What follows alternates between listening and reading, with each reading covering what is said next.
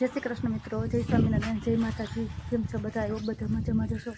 સ્વાગત છે તમારા નવા વિડીયોમાં. અને જો તૈયાર થઈને અમે જઈશી બાય. યાર ક્યાં જવું છે? મારે યાર સ્ટીકર એ નથી કાઢ્યા કપડાને. આમ જો મામા આમ જો. હા ક્યાં જવું છે તારે? ખોલી જો બેસી જા. તાર ગાડી આંકવી છે તો બેસી કોણ તાર ગાડીમાં? તું આંકીશ તો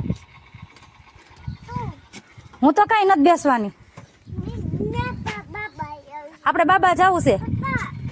હા એ નથી લઈ જાવી હોય એ બધા લઈ લે. લઈ મૂકી આવું. ત્યાં ઓલો નાનો નાનો ભાઈ ની હોય ને એ આપણું બધું લઈ લે. રમકડા ભેગા ન લઈ જવાના હોય. બાબા જાય ત્યાં લાવો. જો હાઈલી હાઈલી ગાડી હે જો હાલવા માંડી હાલવા માંડી. પપ્પા આવે છે ને તું તારી જગ્યાએ બેસી જા. તારી જગ્યા ક્યાં છે? હે કે કલર છે કે પિંક કલર છે? અંધારું કઈરમાં તે રંગી દે તો અંધારું તો થાય ને.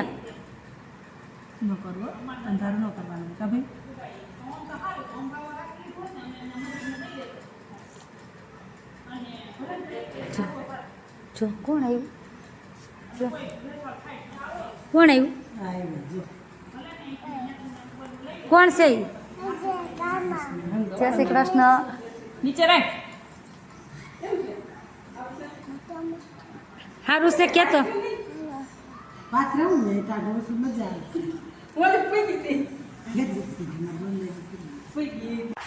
હેલો મિત્રો, જો અમે આજે ગયા હતા મારા પપ્પાની ઘરે પીપળિયા. ત્યાં જમવાનું હતું, બધાને જમણવાર કર્યું હતું. તો જો અમે લોકો ત્યાંથી બપોર પછી જ આવી ગયા હતા, પણ છે મને મજા જેવું નહોતું.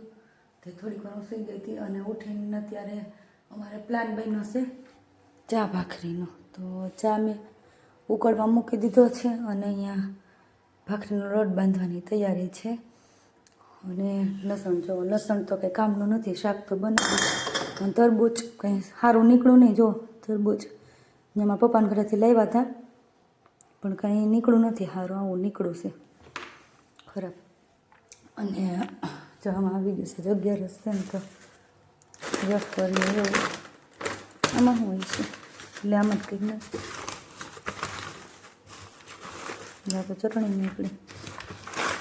એટલે પકોડા લેવા ખબર નથી પડતી. લેવા આવી છે ગામમાં છે પકોડાને એવું બન્યું હોય તો જાહેરાત થઈ હોય એટલે એ લેવા હોય. અને અત્યારે તો વ્યારાબેન વહી ગયા છે અમારા સ્વામિનારાયણના મંદિરે આરતીમાં. સાસુની ગયા છે તો એમ ભેગી ગઈ છે આરતીમાં. અત્યારે 7 વાગ્યાના આરતીનો ટાઈમ હોય એટલે થાનનો વાળો તો નથી. થાનનો વાળો તમારે 23 તારીખે હોય. પણ બધા બાઈઓને એમ તો જાતી જ હોય આરતીમાં. ફ્રી હોય તો જઈ. મારે તો કાંઈ ટાઈમ ન મળે, રસોઈ બનાવવાનું ટાણું હોય, આપણે આરતીનું ટાણું થાય એટલે થાળ ધરાવવાનો હોય ત્યારે જાઉં. ને ક્યારેક ફ્રી હોય તો વહેલી રસોઈ બની ગઈ હોય તો જાય.